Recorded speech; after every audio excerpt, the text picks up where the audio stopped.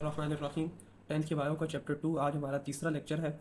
Last lecture में हमने blood के दो मेन कंपोनेंट्स पढ़े थे। हमने ये देखा था कि जो ब्लड है उसका जो 55% जो होता है वो हमारा लिक्विड होता है, जिसे हमने प्लाज्मा का नाम दिया था। और इस प्लाज्मा के अंदर जो जो चीज़ें थी वो हमने लास्ट लेक्चर में डिस्कस की थी कि इसके अंदर बहुत से वेस्ट प्रोडक्ट्स होते हैं और बहुत सी गैसेज होती हैं और तरह तरह की चीज़ें जो हमने लास्ट लेक्चर में पढ़ी। उसके अलावा जो ब्लड का सॉलिड पोर्शन है जिसकी वजह से ब्लड रेड होता है। अच्छा, लास्ट लेक्चर में मैं आपको ये बताना भूल गया, जो प्लाज्मा होता है ना इसका कोई ये रेड कलर का नहीं होता, इसका ये पेल येलो लिक्विड होता है। येलो कलर का आप ऐसे समझे, पेल हल्का सा येलो कलर का लिक्विड होता है। जो ब्लड का रेड कलर है वो इन ब्लड सेल्स की वजह से होता है, जो कि 45% होते हैं। तो आज हमने इन ब्लड सेल्स को पढ़ना है। तो जो ब्लड सेल्स हैं उनकी तीन बड़ी टाइप्स होती हैं, आपने याद रखनी है। एक हमारे पास होते हैं रेड ब्लड सेल्स, उसके अलावा दूसरे हमारे पास होते हैं वाइट ब्लड सेल्स और तीसरे हमारे पास होते हैं प्लेटलेट्स। सबसे पहले तो आपको इनके सेकंड नेम्स आने चाहिए। जो रेड ब्लड सेल्स हैं इनको हम नाम देते हैं एरिथ्रोसाइट्स का। तो जब भी आपको ये लफ्ज़ एरिथ्रोसाइट्स सुनाई दे या लिखा हुआ नजर आए तो आपने याद रखना है ये रेड ब्लड सेल्स की यानी आरबीसीज की बात हो रही है। इसके अलावा जो व्हाइट ब्लड सेल्स हैं उनका यहाँ मेंशन नहीं है, इनका जो नेम होता है उसे व्हाइट ब्लड सेल्स को हम नाम देते हैं ल्यूकोसाइट्स का। ल्यूकोसाइट्स ये इनका सेकंड नेम है। और जो प्लेटलेट्स हैं, प्लेटलेट्स का दूसरा नाम है थ्रोम्बोसाइट्स। तो आपने ये याद रखना है, अगर थ्रोम्बोसाइट्स का जिक्र होगा तो इसका मतलब है वो आपसे प्लेटलेट्स के बारे में पूछ रहे हैं। अच्छा, सबसे पहले हमने रेड ब्लड सेल्स को डिस्कस करना है। जो रेड ब्लड सेल्स होती हैं, नाम तो मैंने आपको इनको बता दिया, इनको एरिथ्रोसाइट्स भी कहते हैं। सबसे पहले इनकी शेप की बात कर लें। इनकी शेप होती है बाइकनकेव डिस्क। डिस्क तो आपको पता है, एक जिस तरह की सीडी वगैरह होती है इस तरह की शेप होती है। बाइकनकेव का मतलब है कि अगर हम इनके दोनों तरफ कनकेव शेप इसको कहते हैं, ये जो ऐसे अंदर की तरफ होती है। तो जो रेड ब्लड सेल्स होते हैं वो दोनों तरफ से ऐसे अंदर धंसे हुए होते हैं। फॉर एग्जांपल ये एक रेड ब्लड सेल है, ये राइट साइड से भी जिस तरह आपको ये नजर आ रहा है ना, ये वाली जगह ये इसके अंदर हुई हुई है और दूसरी साइड से भी ये अंदर है। तो इस शेप को कनकेव कहते हैं। आप लोग फिजिक्स में पढ़ेंगे, ये जो अंदर वाली तरफ धंसी हुई चीज होती है कनकेव है। तो एक कनकेव ये है राइट साइड पे और दूसरा कनकेव ये है। तो जब ये दो कनकेव होते हैं इस वजह से हम इन्हें कहते हैं बाय। बाय का मतलब होता है टू, यानी दो कनकेव सरफेसेस हैं इसके अंदर। तो इस वजह से हम इसकी शेप को कैसे डिस्क्राइब करेंगे कि red blood cells are biconcave disc. Circular होते हैं, इस तरह सर्कल की शेप में होते हैं। फ्लैटेंड, ये फ्लैट होते हैं ऐसे आपस में। ये तो मैंने थोड़ा सा इसको मोटा बना दिया है, आप बिल्कुल ऐसे समझे, ये ऐसे बिल्कुल फ्लैट होते हैं। ठीक है, ऐसे ये जो इनका डायमीटर है बहुत ज्यादा नहीं होता, बिल्कुल पतले से होते हैं। और एक मेन पॉइंट, इनके अंदर कोई न्यूक्लियस नहीं होता। रेड ब्लड सेल्स में कोई न्यूक्लियस नहीं होता, ये आपने एमसीक्यू पॉइंट के लिए याद रखना है। अब आ जाते हैं इनके फंक्शन की। तो इनके अंदर जो रेड ब्लड सेल्स होते हैं इनके अंदर एक बहुत इंपॉर्टेंट प्रोटीन होता है जिसको आपने याद रखना है। इनके अंदर एक प्रोटीन होता है जिसे हम नाम देते हैं हीमोग्लोबिन का। हीमोग्लोबिन, इसका काम क्या होता है? हीमोग्लोबिन का काम होता है ये ऑक्सीजन को अपने साथ पकड़ के रखता है, ऑक्सीजन को बाइंड करता है। हमने लास्ट लेक्चर में पढ़ा था कि जो हमने सेल्स को, फॉर एग्जाम्पल ये हमारे, जिस तरह मैंने आपको बताया था, ये हमारा हैंड है, ठीक है, ये हमारा हैंड है। तो इसके सेल्स तक ऑक्सीजन पहुंचानी है, तो ऑक्सीजन कौन लेके आ रहा था? ऑफ कोर्स ब्लड लेके आ रहा था। अब ब्लड में ऑक्सीजन, ब्लड में तो बहुत से कंपोनेंट्स हमने पढ़े, प्लाज्मा और इतने सारे सेल्स हैं। अब ब्लड में जिस चीज के पास ऑक्सीजन होगी वो रेड ब्लड सेल्स होंगे। अब रेड ब्लड सेल्स के अंदर एक चीज होती है हीमोग्लोबिन। असल में इस हीमोग्लोबिन ने ऑक्सीजन को बाइंड किया होता है, अपने साथ पकड़ा होता है। तो ये जब जब जब जब ब्लड लंग्स में जाता है तो हीमोग्लोबिन के साथ ऑक्सीजन बाइंड हो जाती है। ये हम ऐसे लिखते हैं कि ये हीमोग्लोबिन है, इसके साथ ऑक्सीजन बाइंड हो जाती है।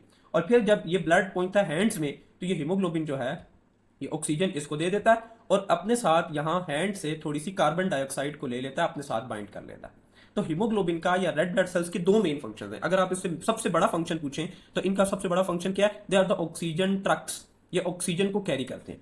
कहाँ से कहाँ कैरी करते हैं? लंग्स से, यानी हमारे, क्योंकि ऑक्सीजन कहाँ आएगी? फेफड़ों में आएगी, लंग्स में आएगी। लंग्स से बॉडी के तमाम पार्ट्स तक ऑक्सीजन कौन डिलीवर करते हैं? ब्लड डिलीवर करता है। और ब्लड के अंदर रेड ब्लड सेल्स या हीमोग्लोबिन ऑक्सीजन को डिलीवर करते हैं। इसके अलावा इनका सेकेंडरीली फंक्शन, एक सेकंड फंक्शन कार्बन डाइऑक्साइड की ट्रांसपोर्ट भी है। यानी ये जब जाते हैं ऑक्सीजन को डिलीवर करने तो वापस आते हुए अपने साथ थोड़ी सी कार्बन डाइऑक्साइड को भी ले आते हैं। लेकिन ये इनका सेकेंडरी फंक्शन है, मेन फंक्शन इनका ऑक्सीजन डिलीवर करना है।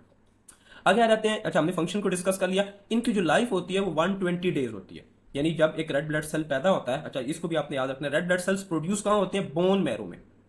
They are produced in bone marrow. Bone marrow क्या होता है? ये जो हमारी बड़ी हड्डियां होती हैं, जिस तरह कुर्बानी वगैरह का गोश्त आप लोग खाते हैं तो हड्डियों के अंदर जो गूदा होता है, बड़ी हड्डियों के अंदर, जिसको नली भी कहते हैं, ये बड़ी हड्डी है फॉर एग्जाम्पल। ठीक है, इस हड्डी के अंदर एक गूदा होता है अंदर वाली साइड, इसे बोन मैरो कहते हैं। तो रेड ब्लड सेल्स बनते कहाँ पे हैं? बोन मैरो में। और इनकी लाइफ होती है 120 डेज। अब आपने सुना होगा अक्सर कि जो अक्सर लोग ब्लड डोनेट करते हैं किसी पेशेंट को, तो ब्लड डोनेट करने की जो लिमिट होती है वो 4 मंथ्स होती है, यानी 120 डेज होती है। इसका मतलब क्या है कि अगर आपने आज ब्लड डोनेट किया तो आप अगले 4 महीनों बाद दोबारा ब्लड डोनेट कर सकते हैं। तो 4 महीनों की लिमिट इसीलिए है कि जो रेड ब्लड सेल्स होते हैं उनकी लाइफ 120 डेज होती है। तो 4 महीनों के बाद आपका ब्लड वापस पूरा हो जाता है, उसकी जो जो उसकी मिकदार होती है, जो उसकी कंसंट्रेशन होती है रेड ब्लड सेल्स की, वो वापस पूरी हो जाती है। तो आप, क्योंकि वैसे भी उन्होंने 120 डेज के बाद जो ब्लड आपने आज दिया है उसने 120 डेज के बाद वैसे भी डिस्ट्रॉय होना था। रेड ब्लड सेल्स होते हैं ये जब 120 डेज इनकी एज पूरी हो जाती है तो ये जाते हैं कहाँ पे, लिवर। लिवर आपको पता है जिगर को कहते हैं, जिगर में और स्प्लीन में, ये दो ऑर्गन्स हैं, इनको भी आपने याद रखना है, आपकी बुक इनको मेंशन करती है। स्प्लीन कहते हैं तिल्ली को, बस आपने याद रखने की जरूरत नहीं है। लिवर और स्प्लीन दो ऐसे ऑर्गन्स हैं जहां रेड ब्लड सेल्स जाके क्या हो जाते हैं, डिस्ट्रॉय हो जाते हैं। कब डिस्ट्रॉय होते हैं? सारे ब्लड सेल्स डिस्ट्रॉय नहीं होते, सिर्फ वो ब्लड सेल्स जिन्होंने अपनी 120 डेज की जो एज होती है वो पूरी कर ली होती है। ठीक है, जब 120 डेज की एज पूरी हो जाती है उसके बाद वो जाके लिवर और स्प्लीन में जाके डिस्ट्रॉय हो जाते हैं। यहाँ हमारे रेड ब्लड सेल्स कंप्लीट हुए। आगे आते हैं हमारे पास white blood cells. White blood cells का नाम ल्यूकोसाइट्स, इसको आपने याद रखना है। अब व्हाइट ब्लड सेल्स जो होते हैं इनका लाइफ स्पैन बहुत थोड़ा होता है, 3 to 4 डेज, यानी इनकी लाइफ कितनी होती है, 3-4 दिन बस ये पैदा होते हैं, 3-4 दिन जिंदा रहते हैं, उसके बाद ये डिस्ट्रॉय हो जाते हैं। अच्छा, व्हाइट ब्लड सेल्स की दो मेन टाइप्स हैं, ग्रेनुलर और ए ग्रेनुलर। अब ग्रेनुलर का मतलब, ग्रेन्यूल्स क्या होते हैं? ग्रेन्यूल्स होते हैं छोटे छोटे दाने या छोटी छोटी थैलियां। फॉर एग्जांपल ये एक सेल है तो इसके अंदर ये आपको ऐसे छोटे छोटे ये थैलियां सी या दाने से नजर आ रहे हैं, तो ये ग्रेन्यूल्स हैं। तो आधे व्हाइट ब्लड सेल्स जो होते हैं जब हम उनको देखते हैं तो उनके अंदर हमें इस तरह के ऐसे डॉट्स डॉट्स नजर आते हैं, ग्रेन्यूल्स नजर आते हैं, उन्हें हम नाम देते हैं ग्रेनुलर व्हाइट ब्लड सेल्स। और कुछ व्हाइट ब्लड सेल्स होते हैं जिनके अंदर हमें ये डॉट डॉट्स नजर नहीं आते, उन्हें हम नाम दे देते हैं ए ग्रेनुलर। ए ग्रेनुलर का मतलब क्या है आपको ये पता है? ये जो सेल की ये जगह होती है इसे साइटोप्लाज्म कहते हैं। तो अगर साइटोप्लाज्म में आपको ग्रेन्यूल्स नजर आ रहे हैं तो वो ग्रेन्युलर है, और अगर साइटोप्लाज्म में ग्रेन्यूल्स नजर नहीं आ रहे तो वो ए ग्रेन्युलर है। ए ग्रेन्युलर को कैसे पहचान करेंगे? दे हैव क्लियर साइटोप्लाज्म, इनका साइटोप्लाज्म क्या होता है? क्लियर। और ग्रेन्युलर में स्मॉल ग्रेन्यूल्स होते हैं साइटोप्लाज्म। अब ग्रेनुलर व्हाइट ब्लड सेल्स के 3 ब्लड सेल्स आते हैं, इनको आपने ऐसे याद रखना है, NEB से, न्यूट्रोफिल्स, इयोसिनोफिल्स और बेजोफिल्स। न्यूट्रोफिल्स, इयोसिनोफिल्स और बेजोफिल्स, ये ग्रेनुलर व्हाइट ब्लड सेल्स है। अब इनका फंक्शन, जो न्यूट्रोफिल्स होते हैं ये बैक्टीरिया को इनगल्फ कर लेते हैं, ये आपको नजर आ रहा है। फॉर एग्जांपल ये एक बैक्टीरिया है हमारे पास, ये एक बैक्टीरिया और ये एक न्यूट्रोफिल है। जब भी ये न्यूट्रोफिल्स किसी बैक्टीरिया को देखते हैं तो ये उसको जाके ऐसे खा जाते हैं, जैसे आपको नजर आ रहा है, ये इसको, इस पूरे बैक्टीरिया को अपने अंदर ले लेते हैं, यूं ऐसे ये अंदर चला जाएगा और उसके बाद ये जो न्यूट्रोफिल है ये पूरा से सेल बन जाएगा और बैक्टीरिया इसके अंदर चला जाएगा और फिर बैक्टीरिया इसको क्या कर देंगे, डिस्ट्रॉय कर देंगे। इस प्रोसेस को हम नाम देते हैं फैगोसाइटोसिस का। फैगोसाइटोसिस को हम कहते हैं सेल ईटिंग। सेल जब किसी चीज को खा लेता है ना, जैसे पूरा अपने अंदर नगल लेना, तो इसके लिए सही वर्डिंग यूज होगी नगलना। तो सेल जब किसी चीज को नगलता है उसे हम नाम देते हैं फैगोसाइटोसिस का। तो न्यूट्रोफिल्स क्या करते हैं, बैक्टीरिया की फैगोसाइटोसिस या उनको इनगल्फ कर लेते हैं, उनको अपने अंदर नगल लेते हैं पूरा। उसके बाद आ जाते हैं इयोसिनोफिल्स। इयोसिनोफिल्स क्या करते हैं, एलर्जी फाइटर, इनका रोल होता है एलर्जीज के अंदर। इसके अलावा एक और रोल भी होता है, ये पैरासिटिक इन्फेक्शंस में भी, आपकी बुक इसको मेंशन नहीं करती लेकिन ये आपने याद रखना है, ये पैरासिटिक इन्फेक्शंस में भी रोल प्ले करते हैं। पैरासाइट्स क्या होते हैं, ऐसे लिविंग ऑर्गेनिजम्स जो हमारी बॉडी में रहते हैं। याद रखिए पैरासाइट्स क्या होते हैं, ऐसे लिविंग ऑर्गेनिजम्स जो हमारी बॉडी में रहेंगे, हमसे शेल्टर भी लेंगे और हमसे खाना भी लेंगे और बदले में हमें नुकसान पहुंचाएंगे, उन्हें पैरासाइट्स कहते हैं। जिस तरह सर की जुएं होती हैं या पेट के कीड़े होते हैं, जिस तरह छोटे बच्चों के पेट में कीड़े आ जाते हैं, तो वो जो होते हैं वो पैरासाइट्स होते हैं। तो ये इयोसिनोफिल्स पैरासिटिक इन्फेक्शंस में भी रोल प्ले करते हैं। फिर आगे आ जाते हैं बेजोफिल्स। बेजोफिल्स क्या करते हैं, इनका काम होता है हिस्टामीन रिलीज करते हैं। अब हिस्टामीन क्या होता है, फॉर एग्जांपल जिस जगह पे जब एलर्जिक रिस्पॉन्स होता है बॉडी में, किसी जगह पे एलर्जी हो जाती है, तो आप देखते हैं कि अगर किसी को स्किन एलर्जी हुई है या किसी चीज से एलर्जी है तो उस जगह पे रेडनेस हो जाती है, स्वेलिंग हो जाती है, तो ये हिस्टामीन ये सारी चीजें कर रहा होता है। तो बेजोफिल्स हिस्टामीन को रिलीज करते हैं। हिस्टामीन क्या करता है, वहाँ पे ब्लड वेसल्स को डायलेट करता है, वहाँ पे ब्लड ज्यादा आता है, वहाँ पे हीट ज्यादा प्रोड्यूस होती है। तो ये बेजोफिल्स एलर्जिक रिस्पॉन्स में अपना रोल प्ले करते हैं।